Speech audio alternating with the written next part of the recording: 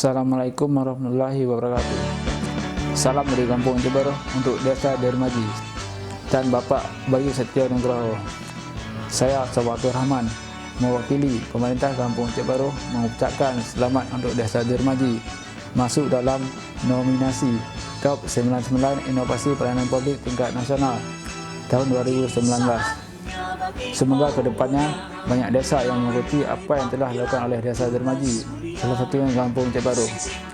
Selamat untuk Desa Dermaji, sukses untuk Pak Bayu. Merdeka!